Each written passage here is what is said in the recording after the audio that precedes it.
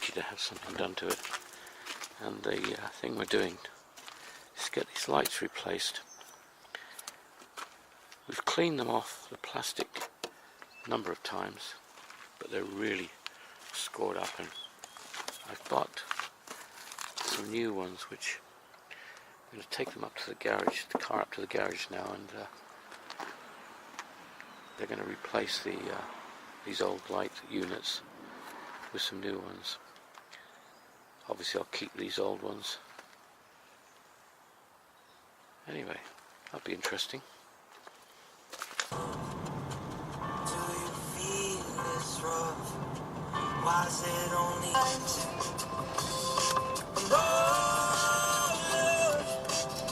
watch the sun coming up? Do you feel messed up when out of love?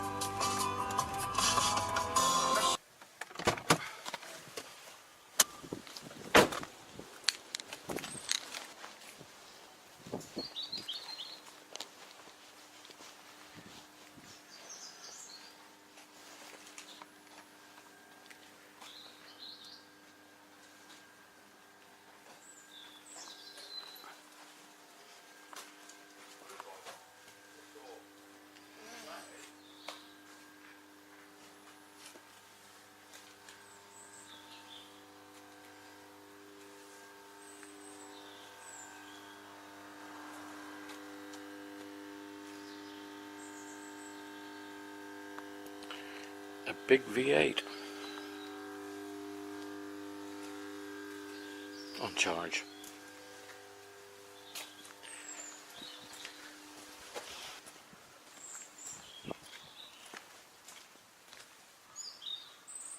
Dirty digger.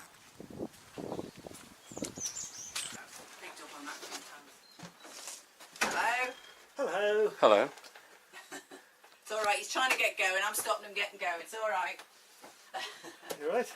Well, I won't stop you. Good. There's your ring, look. You got the dirty digger in, by the way, I see. Yeah, that's right. That's my ring for my car. Wow, Nice job, that's... isn't Is that the same one? Yes.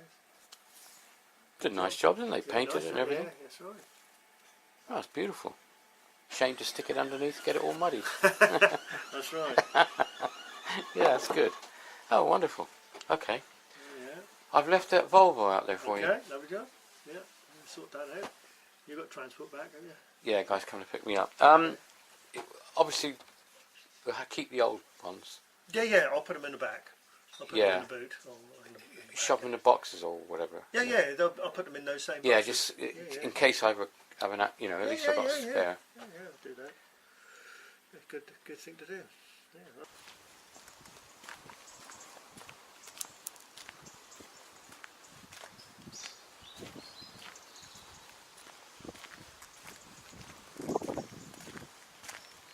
Oh, it's dirty.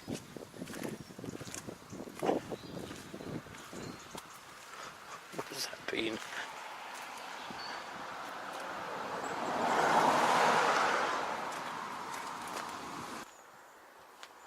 Well, it's early in the morning here. It's just getting light.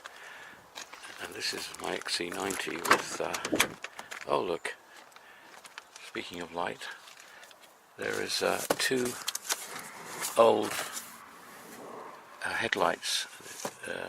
Here's one, and there's another one there in the back, filling up the back of the car.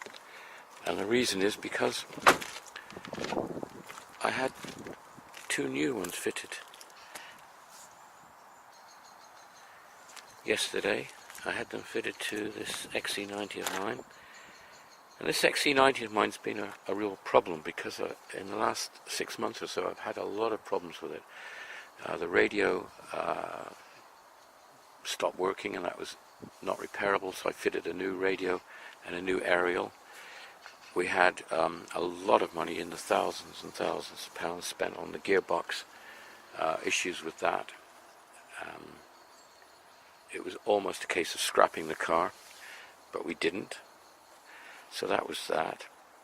Then I had this problem where it kept going into limp mode, and I spent another considerable amount of money having engine mounts and various other things replaced, which affected the vacuum of the car, and that was all repaired.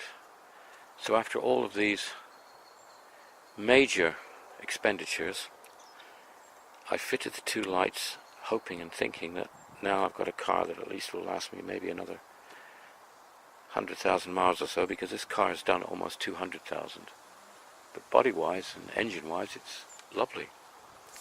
Anyway, I picked the car up yesterday with the new lights, drove about 3 miles, and suddenly the car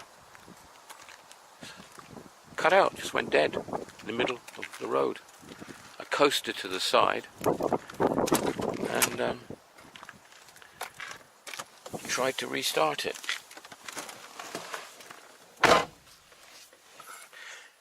It wouldn't start, but eventually it did, and let's try it again this morning. Right, well, it has started.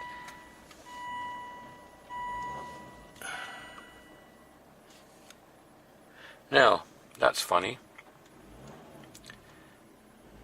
What's happened is, last night, after I tried to restart it, there were no warnings here. None of this was here. It was just a red warning triangle in the middle. So now this morning, everything's fine. What was that all about? I just don't know. Most peculiar. So now I'm not too sure what to do. I booked the car into the Volvo dealer to see if they could read the fault codes and establish what had happened. But now I'm wondering whether we just leave it. Is it really a blip? Or did it mean something is wrong? I've no idea. Oh dear. This Volvo saga is just going to continue, I think.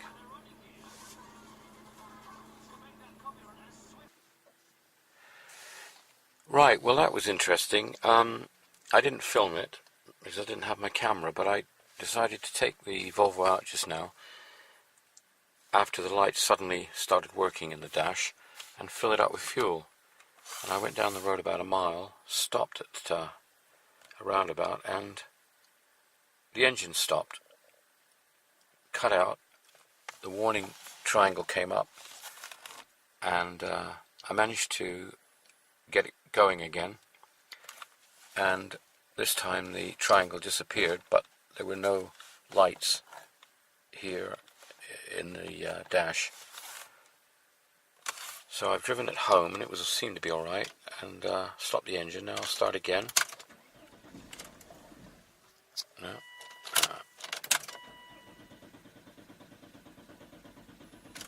Now it doesn't want to start now.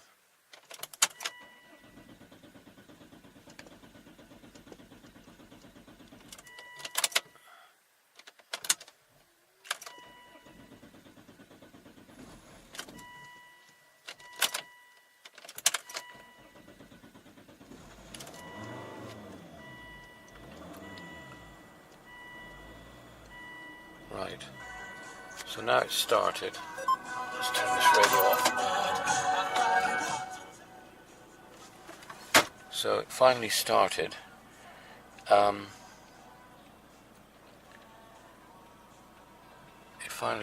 But the lights have come on now.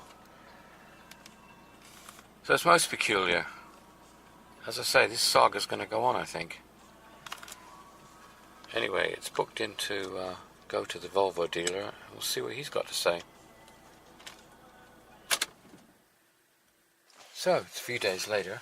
I thought I'd just come and see how the Mercedes was getting on. I went and had scans and that Wednesday. And obviously in a scan, I found the book in the John Class and that was there.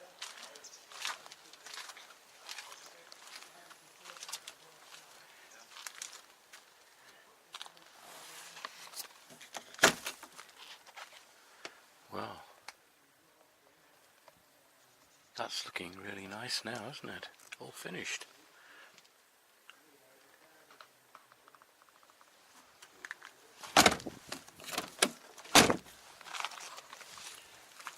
What a super car.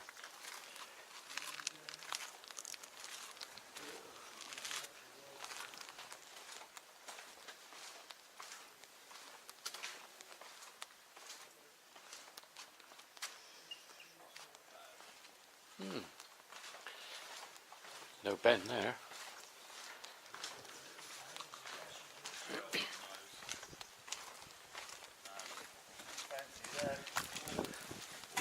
Oh, Chris.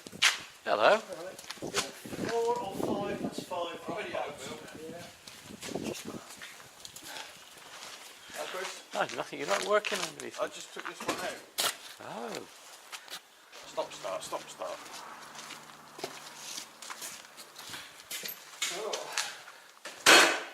Wow. I didn't realise he was doing all this on it. Yeah, Well, yeah. Apart from the odd dent or two, wherever you see fill up on the doors and the front wings and the front panel, I had to weld all plates in. Not it's a lovely car, not though. huge plates, but Yeah, it's not that bad, though, is it, really? they're holes, yeah. So, Well, I mean, let's face it, this car's what? vehicle hasn't. It's 50 years old, isn't it? Yeah, yeah. So, And Jags, like most cars, rot. like every car. Yeah.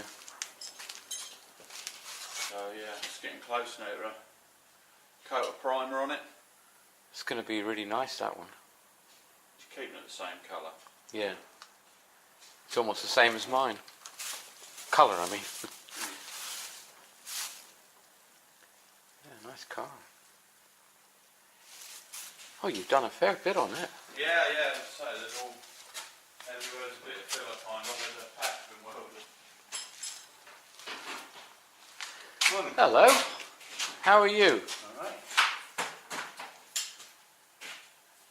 A lot of work you done on that. There's a lot to do. Yeah. It's a lovely car. That was what the Mark II turned into, wasn't it, really? Picture Daimler is a little bit better quality, isn't it? Yeah. It's like a small version of a Mark X, isn't it? You see many of them, I'll tell you. What? You don't see many of them? No, you don't see many of them, no. No. And how's your Austin 7 still sitting here, look? Yeah, it is. You've had this car for about 2 years. 2, a bit longer than that. Is it? Does look nice, though. It does look nice. I do like this car. It's a fun car, isn't it? The thing that I can't get over is there are so many different models Yeah. of the Austin 7.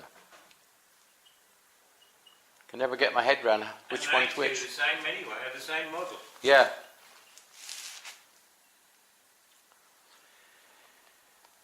Right, well I'm going to get back home.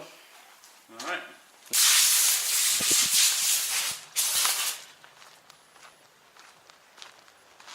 So this one's going to be sold for scrap.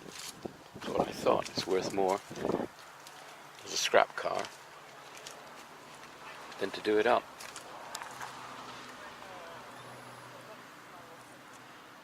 So the guy who bought this originally, assuming it was a guy, could have been a girl, but if he only knew now that his old pride and joy Rolls Royce is being sold for scrap. Still, the cost of repairing it, and they're not worth anything. But this one, and this one's worth more. Just shows you. And that's for this one. Well. Right, what we were just talking about, this Volvo, was the slightly ongoing saga, which started off when the car started to go into limp mode. It So I took it into the Volvo garage, the local Volvo garage, and they did some work on it, and they advised me that it had vacuum leaks from the engine mounts, and apparently there is vacuum in the engine mounts. I don't know how that works, but anyway, and I told them to fix it. Anyway, the next morning when they went to start it, they said they had trouble starting it. Now that was unusual because I had the car for 10 years, never ever had any problems. Seemed odd, but anyway, they fixed the vacuum problems and that was fine. Got the car back, and then I started having intermittent starting problems with it, and then it started to stall when I stopped at a traffic lights or something like that. It started black smoke at times that were coming out every time I started it. Then the lights started going, warning lights were coming on. Generally it was just no good at all. We then discovered, I booked it in with Volvo to have them try and sort it out, but then we discovered that 2 fuses were missing. But the most important fuse that was missing was the one that controlled the fuel return pump. And that would have explained the problems we were having with it, that pump wasn't working. So we put the fuse in, and there was another fuse that controlled auxiliary and lights. I don't know what auxiliary and what lights, but because everything else seemed to have been working. But anyway, we replaced the fuses, and the car's fine now. Who took the fuses out and why, I have no idea. But that seemed to hopefully solve the problem. But the other thing I did recently, in the last week, I had these new lights fitted. The original ones, which were now getting on to sort of 12, 13 years old, were all scratched up and scoured. I'd cleaned them and scuffed them clean a few times, and now it was unsuccessful. So I fitted brand new units in here. So the car's got really nice brand new lights. I've kept the old ones as spares, but now that this old vehicle, which is getting old now, but still lovely, drives beautifully now, hopefully it'll go on for another couple of 100,000 miles. It's done nearly 200,000 miles now, so hopefully we can double that. Anyway, that's the XC90 saga. And then the latest update on my 2CV is that I decided to have an engine upgrade. I've got an old Citroen Diane, so I've decided to have the engine taken out of the Diane, and upgraded, and they increased the capacity of the engine from 602 to 720, I think it is, which gives about a 50% increase in power. So I'm going to have this engine rebuilt from the Diane and fitted into this car. I'm going to keep the old original engine with this, obviously, but this new engine will go in with a twin Weber carb, and this means that this 2CV will then have 50% more power, be much better, more torque, much better on the highway, certainly not slow down so much on hills, and generally hopefully be a better car to drive. Now there is another option that could have gone, and that was fitting a BMW 2-cylinder flat motorbike engine, I think 1100cc, which they do, but that involves some changes in the car which I didn't want to make. What I really want is, what I am intending to do now, is to have a better engine fitted, which will make the car drive better, but I can put it back to its original condition, original engine, if I want to. And also, it hasn't changed really the character of the 2CV. It's still got a 2CV engine in it, just that it's a bit more powerful. Right, so that's the that will be happening hopefully in the next month or so, and that will be an interesting little project. The Aventine is waiting to have the condenser fitted, the condenser that I bought. It's this here, so that the air conditioning can be repaired. And also there's this bar here that fits underneath the radiator that's rotten on this car, so that's a replacement. That will be done in the next few weeks. And the little Citroen Army is okay. I had it out the other day. It drives beautifully. Had a bit of body work done on it. Tiny little bit of metal was put into the rear panel over here, just around here, like a little bit of rust kept coming through, so a section was cut out there, but that is doing really well. So that's the French Quarter. There's the Diane that's going to give that engine over to the 2CV. This car is really beyond repair. I think the glass may be worth saving, perhaps, and maybe a few other bits and pieces. I have taken the steering wheel out of it already, which I've put into my 2CV, but the body on that car obviously is had it. I think I might strip it a bit and take some of the door handles and a few things that might be useful for somebody, because obviously they're older parts now, and the engine will be rebuilt. So and the rest of it, whatever is left that's no good, we'll scrap.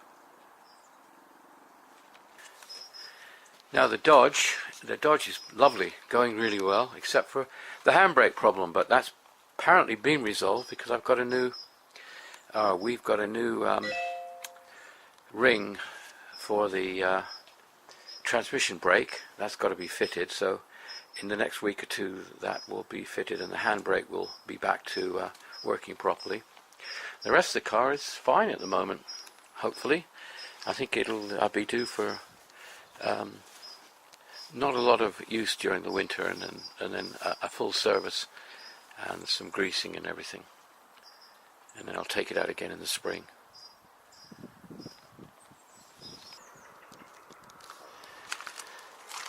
And this is a bit of a turn up for the books here, because my Mercedes, which has spent 20 years of its life with me, being outside in the elements, finally tucked it away here for the winter. I'm going to give it a clean and leave it here. I mean, I will use it now and again, but I don't tend to use this too much now. I'm trying not to put the miles on it, just trying to keep it in good condition and sort of driving. But it's becoming such a rare beast, being the 4MATIC, and it's in such good condition. I've spent a fortune on it over the years to keep it that way. On the body, which isn't too bad, but I've had any little imperfections being repaired. I spent a lot of money on a new transfer box a few years ago, and various other bits and pieces that I've done over the years with it, but everything works on it, and it's just a beautiful car, and I just want to keep it that way because I'm aware that it's such a rare car. There's very, very few of these left now, certainly in this condition. And this one came with every extra that Mercedes had at the time, every option, so it's fully loaded for the year. So that's, but it's probably going to be quite happy that it's going to be undercover this winter.